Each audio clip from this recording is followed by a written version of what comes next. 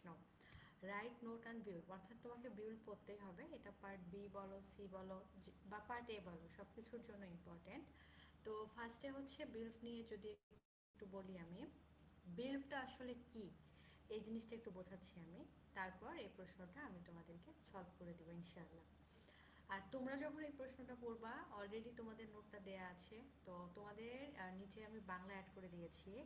তো এই বাংলাটা তোমরা একবার রিডিং পড়ে নিবা, তাহলে একটা আইডিয়া চলে আসবে। দেন হচ্ছে একটা রিডিং দিবা ইংলিশে, মোটামুটি 2-4 বার পড়লে ইনশাআল্লাহ আয়ত্তে হয়ে যাবে। তো প্রথমত দেখো বিউরবটা আসলে কি, এই জিনিসটা যদি একটু বোঝাই।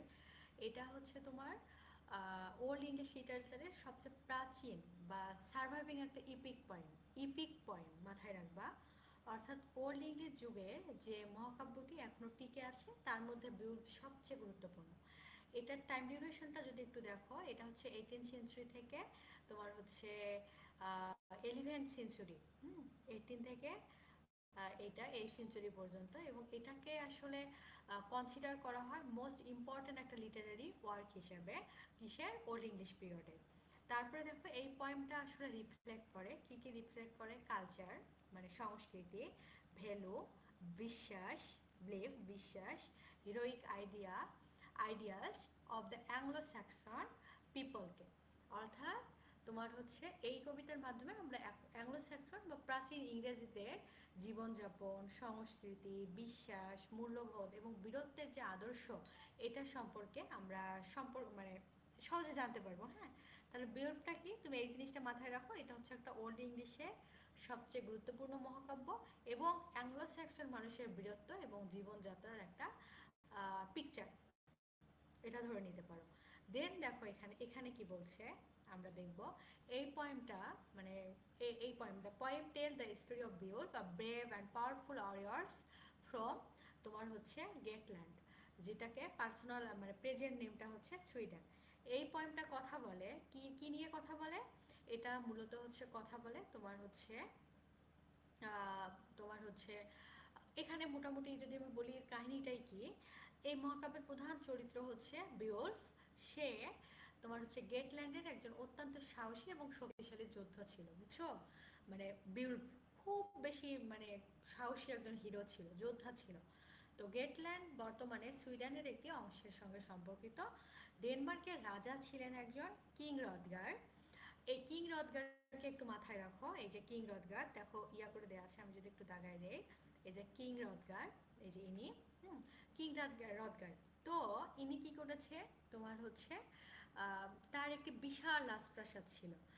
হ্যাঁ, এটাকে তুমি হচ্ছে ফেস্ট হল বলতে পারো, ফেস্ট হল নামে পরিচিত, আহ, যার নাম হচ্ছে তোমার হিরট। হিরট খুব ইম্পর্টেন্ট, হিরট মাথায় রাখো। এই যে তোমার হচ্ছে হিরট, এই যে হিরট। তো এইখানে না এইটা করার কারণ কি ছিল জানো? এটা করার কারণ ছিল এখানে মানে বিশ্রাম নেবে মানুষেরা, কিন্তু মানুষ বলতে যোদ্ধারা বা বড় বড় কবি সাহিত্যিকরা এখানে বিশ্রাম নেবে। কিন্তু হিরটের একটি ভয়ঙ্কর মানে হিরটের মধ্যে একটি ভয়ঙ্কর মনস্টার আক্রমণ করতো সবসময়। ওনার নাম হচ্ছে তোমার কি, গ্রেন্ডেল। খেয়াল করো, এই যে গ্রেন্ডালস, ঠিক আছে? তো ও আসলে কি নাম, গ্রেন্ডাল, দেখছো?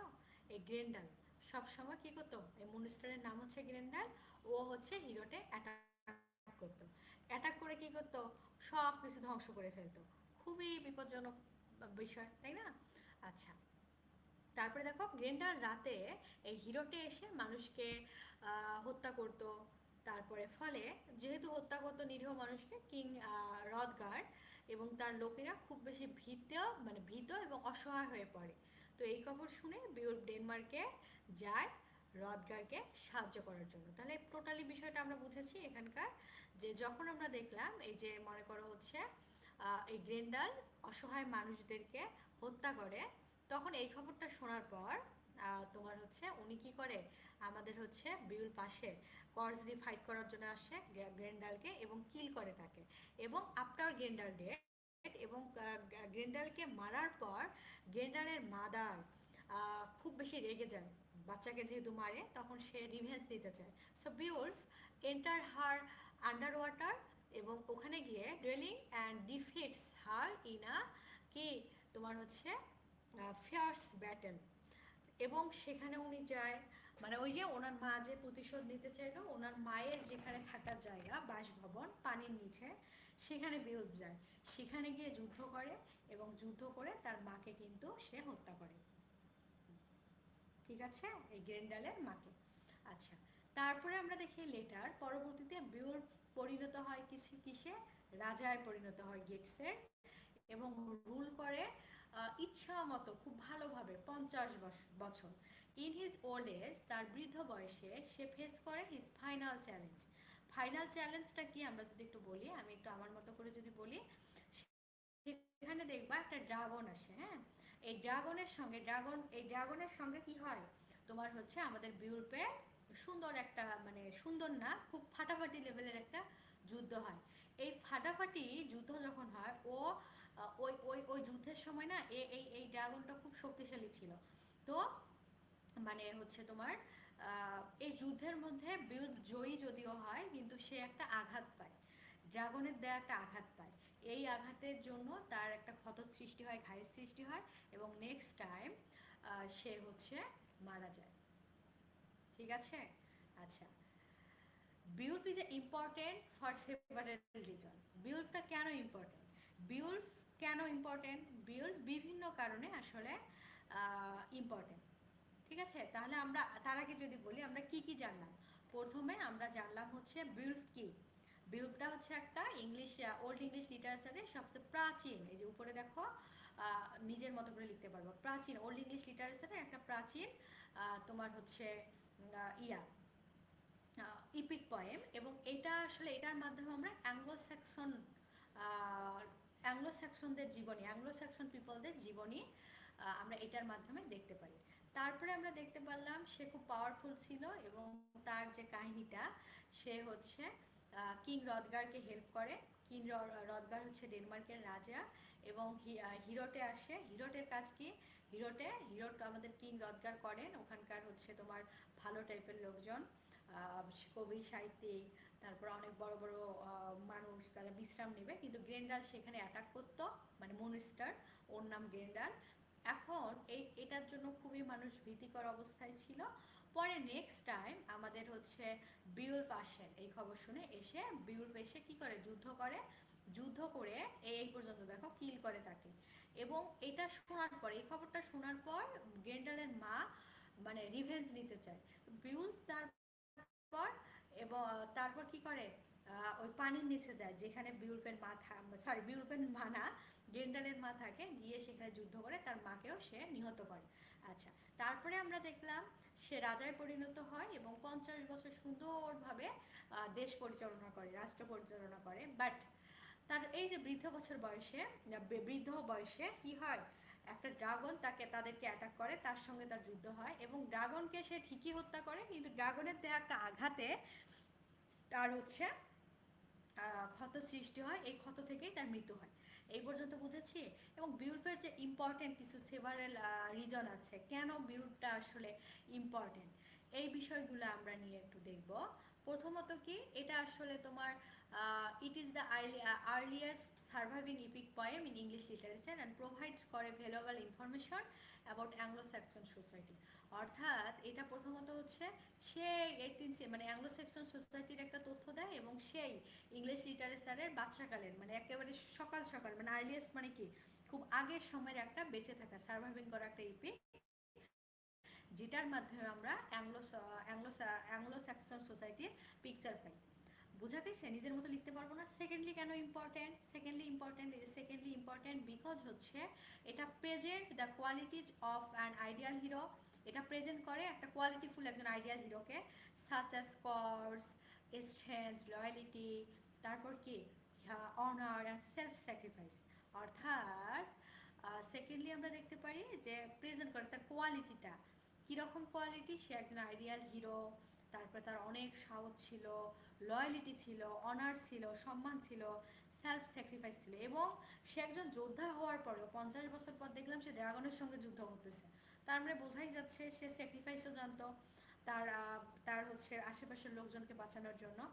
থার্ড কি, দ্য পোয়েম তোমার হচ্ছে কম্বাইন্স করে তোমার হচ্ছে pagans heroic tradition with Christian value, making এটা ইউনিক লিটারারি মাস্টারপিস। এক্স্যাক্টলি, এটা এখনো একটা একটা একটা সাহিত্যের একটা মাস্টারপিস। হ্যাঁ, তারপরে এর থিমটা কি? এর থিম হচ্ছে হিরোইজম। ফের থিম বুঝো? থিম হচ্ছে, তোমরা কবিতার থিম পড়ো না, তারপর হচ্ছে প্রোজের থিম পড়ো না? প্রোজ বা পয়েট, প্রোজ বলতে তোমরা নোভেলের বা ড্রামার। থিম হচ্ছে মূল বিষয়বস্তু, এর মূল বিষয়বস্তু কি? Heroism, fate, good versus evil, leadership, morality, skilfully portrait throughout the poem। ঠিক আছে, এরপর আমরা লিটারারি স্টাইল। লিটারারি স্টাইল হচ্ছে এটা আরেকটু বোঝাবো এবং এটা আরেকটু বোঝাই আমি। এখানে লিটারারি স্টাইলে এখানে বিউল্ফ আসলে ক্যারেক্টারাইজ করে অ্যালিটারেশন আর হচ্ছে ক্যানিংস। এই দুইটা কি? এই দুটো যদি ডেফিনেশনটা তুমি জানো না, তাহলে সুন্দর করে তুমি এর অ্যান্সারটা করতে পারবা। বোঝা গেছে? লিটারারি ইয়ারটা এটা এটা তুমি চাইলে স্কিপ করতে পারো। ঠিক, তাহলে আমরা অলরেডি বুঝেছি যে আমি যদি তোমাদেরকে আরেকবার এটা বোঝাই, এই যে এটাকে আমি আরেকটু বোঝাই দিচ্ছি। এটাকে দেখো, হ্যাঁ এটাকে আরেকটু বোঝাচ্ছি। তাহলে এখানে আমরা বিউল্প আসলে বিভিন্ন কারণে ইম্পর্টেন্ট। কেন বিভিন্ন কারণে ইম্পর্টেন্ট এটা তুমি, আমি তিনটা বিষয় দিছি, তুমি চাইলে তোমার মতো করে দিতে পারো। ঠিক আছে, এতক্ষণ যেটা পড়লাম বিউল্প সম্পর্কে সেটা নিয়ে তুমি দিতে পারো। বিউল্প কেন গুরুত্বপূর্ণ? তাহলে তুমি কি বলবা? যে প্রথমত এটি ওল্ড ইংলিশ, মানে ইংলিশের ওল্ড সার্ভাইভিং ইপিক পয়েম, তাই ইংলিশ লিটারেচারের ইতিহাস জানার জন্য এটি অত্যন্ত গুরুত্বপূর্ণ। দ্বিতীয়ত কি? এতে একজন আদর্শ বীরের গুণাবলী দেখানো হয়েছে, তাই না? এতে এই যে দ্বিতীয় কি, এখানে একজন আদর্শ বীরের যে গুণাবলীগুলো আছে আমরা এই জিনিসগুলা দেখতে পারি। থার্ডলি আমি একটু যদি বোঝাই, আচ্ছা কি কি, যেমন কর্স, স্ট্রেন্থ, শক্তি, সাহস, অনুগত, এই বিষয়গুলো। তারপরে নিজের জীবন বিপন্ন করে অন্যদের রক্ষা করে, তাই সে একজন আইডিয়াল হিরো। এবং এই যে প্যাগান এবং খ্রিস্টান এলিমেন্টের যে বিষয়টা, এটা একটা গুরুত্বপূর্ণ বিষয়। কেন? বিউল্প বিউল্প একদিকে প্যাগান বা প্রাচীন যে তোমার হচ্ছে জার্মানিক হিরোইক ট্র্যাডিশন আছে, অন্যদিকে খ্রিস্টান ভ্যালু, দুটা জিনিসই উনি মানে মেনটেন করে। যেমন প্যাগান ট্র্যাডিশনের মধ্যে থাকে হচ্ছে মানে সে খুব সাহসী হবে, এই যে খুব সাহসী হবে মানে হিরোইক ট্র্যাডিশন, যেমন বিউল্প খুব লয়াল থাকবে, মানে এই বিষয়গুলো। ঠিক আছে, আর হচ্ছে খ্রিস্টিয়ান কি, গুড এবং গুড জিনিসও থাকবে, ব্যাড জিনিসও থাকবে, গুডের প্রতি বিশ্বাস থাকবে, মোরাল ভ্যালু থাকবে, এই জিনিসগুলো। তাই বিউল্প হলো তোমার প্যাগান হিরোইক ট্র্যাডিশন এবং খ্রিস্টান ভ্যালুর একটি সুন্দর কম্বিনেশন। আচ্ছা, এখন আরেকটা বিষয়, আমরা বিউল্পের প্রধান থিমগুলা কি কি এটা যদি বোঝাই, আমি অলরেডি তোমাদেরকে বলে দিছি বিউল্পের প্রধান থিম কি। তোমার হচ্ছে বিউল্পের প্রধান থিমগুলা তুমি যদি দেখতে চাও, হিরোইজম অবশ্যই, হিরোইজম, তারপর হচ্ছে গুড বনাম ইভিল, তারপর fat, leadership, loyalty, morality. Literary স্টাইলের মধ্যে আমি তোমাদেরকে বারবারই বলেছি অ্যালিটারেশনটা বুঝতে হবে এবং ক্যানিংটা বুঝতে হবে। আমি যদি অ্যালিটারেশন বোঝাই, লিটারারি তোমার হচ্ছে বিউল্প ওল্ড ইংলিশ পোয়েট্রির বিশেষ স্টাইলে লেখা। যেমন এখানে সবচেয়ে গুরুত্বপূর্ণ হলো অ্যালিটারেশন। অ্যালিটারেশন কি? সেটা হলো একই বা কাছাকাছি ধ্বনির কনসোনেন্ট বারবার ব্যবহার করে ছন্দ এবং সৌন্দর্য সৃষ্টি করা হয়। আরেকটি গুরুত্বপূর্ণ বিষয় কি? ক্যানিং। ক্যানিং কি জানো? ক্যানিং হলো কোনো জিনিসকে সরাসরি না বলে রূপকধর্মী বা ডিসক্রিপটিভ, হ্যাঁ ডিসক্রিপটিভ এক্সপ্রেশন দিয়ে প্রকাশ করা। যেমন সমুদ্রকে তোমার হচ্ছে কি বলতে পারবা, হোল হোল রোড বলতে পারো। তারপরে হচ্ছে মানে সি, হোলের চলার পথ, বুঝছো? এই জিনিসটা তুমি বলতে পারো ক্যানিং এর বিষয়টা। আমি আবারও বলি অ্যালিটারেশন এবং ক্যানিং। অ্যালিটারেশন হচ্ছে একই বা কাছাকাছি ধ্বনির কনসোনেন্ট বারবার ব্যবহার করে ছন্দ সৃষ্টি। আর ইমেজারি, ইমেজারি হচ্ছে এমন ভাষা যা পাঠকের মনে কোনো দৃশ্য বা ছবি কল্পনা করতে সাহায্য করে। তাহলে তুমি যদি টোটালি এটা মনে রাখতে চাও, তাহলে বিউল্ফ হিরো, একজন হিরো ছিল। তারপরে হচ্ছে তোমার আমি যদি একটু আমার মতো করে বলি, তারপর গ্র্যান্ডেলের সঙ্গে যুদ্ধ হয়েছে। তারপরে হচ্ছে এই যে বিউল্ফের বিষয়টা, এটা একটা ইপিক ওল্ড ইংলিশ লিটারেচারের। তারপরে হচ্ছে অ্যাংলো স্যাক্সন পিপলের মিরর, আয়নার মতন মানে প্রতিচ্ছবি আমরা দেখতে পারি। তারপরে এখানে যুদ্ধটা দিবা, হিরোটের কাহিনী দিবা, কিং হ্রদগারকে কীভাবে হেল্প করে। তারপরে 50 বছর মানে সে কি হইল তোমার হচ্ছে রাজায় পরিণত হইলো, তারপর ড্রাগনের সঙ্গে যুদ্ধ হইলো, আঘাত পাইলো, পরপর তার মারা গেল সে, এবং বিল্ড কেন ইম্পর্টেন্ট আমরা সেটা দেখাবো। দেখানোর পর লিটারারি স্টাইলটা দেখলাম আমরা, দেখার পর এটা চাইলে স্কিপ করতে পারো লিটারারি স্টাইলটা। ইন কনক্লুশনে বলবো, Beowulf is not only the oldest epic poem in Old English literature but also a timeless masterpiece that celebrated heroism, courage, and noble leadership. Its enduring popularity and literary significance have made it one of the most তোমার হচ্ছে studied studied work in the history of English literature. তাহলে আমরা এখানে কি বুঝলাম, যে শেষে আমরা বলতে পারি বিউট শুধুমাত্র নয় একটা ওল্ডেস্ট এপিক পোয়েম, এটা হচ্ছে একটা তোমার মানে কালজয়ী একটা মাস্টারপিস। মানে এখনই যে আগেও যেমন পপুলার ছিল এখনও আছে এবং 200 বছর পরেও থাকবে। এবং এটা এটা তোমার হচ্ছে সেলিব্রেট করে হিরোইজম, আমরা আমরা কী কী দেখতে পারি, কর্স দেখতে পারি, নোবেল লিডারশিপ দেখতে পারি। ইটস ইন্ডিউরিং, হ্যাঁ, স্থায়ী পপুলারিটি এবং লিটারারি সিগনিফিক্যান্স, গুরুত্ব যেটা রয়েছে মেড তৈরি করে কি it one of the most studied কি তোমার হচ্ছে work in the history of English literature. বুঝতে পেরেছি মানে বিউলফ, তাহলে আমরা একবারেই বলতে পারি যে বিউলফ একজন সাহসী যোদ্ধা।